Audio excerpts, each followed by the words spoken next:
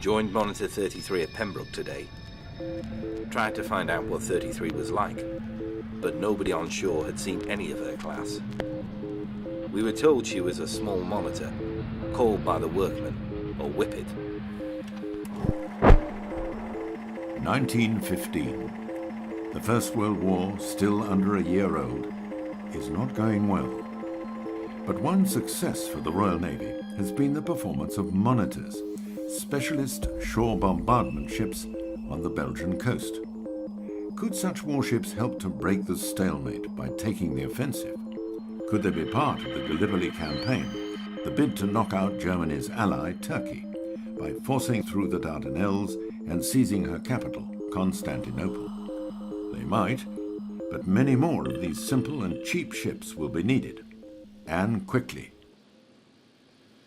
In March 1915, First Lord of the Admiralty, Winston Churchill, meets Director of Naval Construction, Sir Eustace Tennyson Danecourt, to discuss the matter. Action this day. One account says the first design for M.33 and her sister ships is sketched out almost literally on the back of an envelope. Envelope or not, the idea is approved. The design goes forward and the building of M.33 starts on the first day of April. On the 22nd of May, just 7 weeks later, she's launched and getting ready for her crew to join her. I was very glad when my ship came in. I was eager to see her. There'd been quite a lot of talk about these monitors. HMS M.33 was built neither for comfort nor speed, but fast, to carry out a vital task. For those restoring her to life in Portsmouth Historic Naval Dockyard, that's an essential part of her story.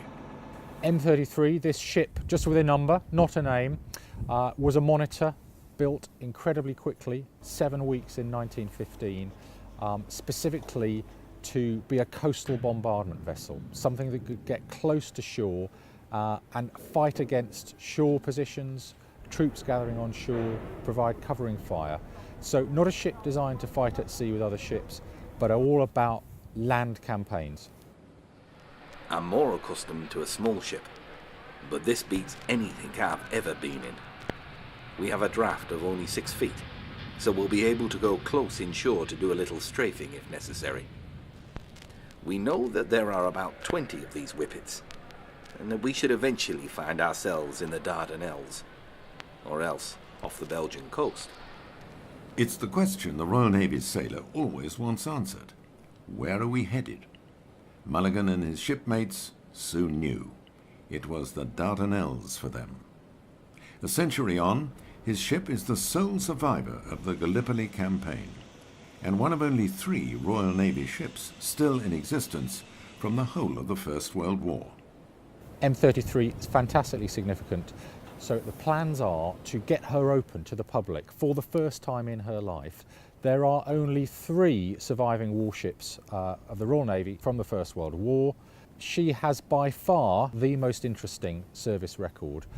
She is the only survivor of all of the RN ships from the great Gallipoli campaign, that campaign which cost over 100,000 lives in those kind of 10 months of 1915.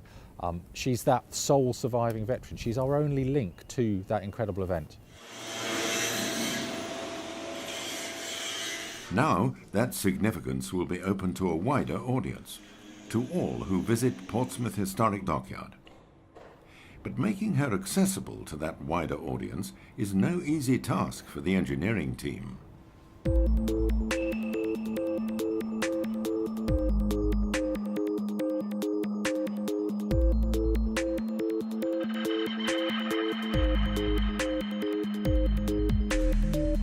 Being a riveted construction, it does give a lot of challenging aspects to the project.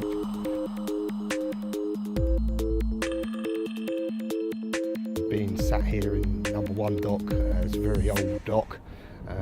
English heritage are involved. Obviously, it's a listed monument, And with that, we're providing access into the boat for the public, not only for able-bodied, for disabled people as well, which we're providing a lift system, so for disabled people and people with young children, etc., can all come in, enjoy and look it round with ease. So that's very challenging for us to provide that access. But there's another challenge that goes with the task of making M.33 open for all visitors. With audio-visual displays, 3D images, tactile technology, and the recreation of life aboard. There's also a duty to see to it that as much as possible of the original ship is preserved too. M.33 Reborn will be no theme park, but a living memorial to those who served in her and the Royal Navy of World War I.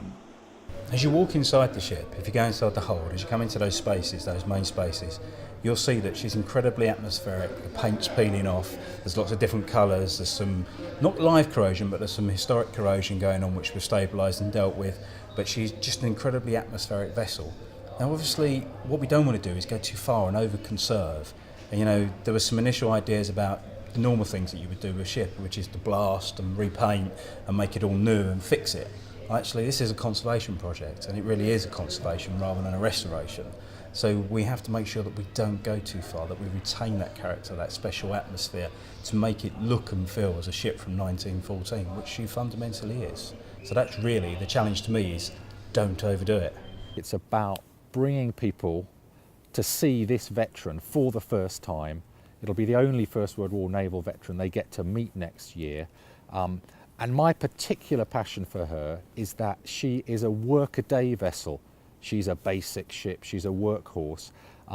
That might mean she lacks some of the glamour of HMS Victory, but actually it might mean she's more representative of the kind of life that the Navy had in the First World War. There were over 400,000 men in the Navy in the First World War.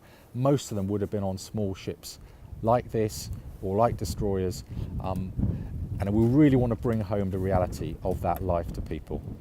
As leading seaman Mulligan said in his diary 100 years ago, there was quite a lot of talk about these monitors. When HMS M.33 opens to the public on the centenary of her first action at Gallipoli, there'll be a lot more talk to be heard, as this unique First World War survivor once again feels the thrill of life along her keel.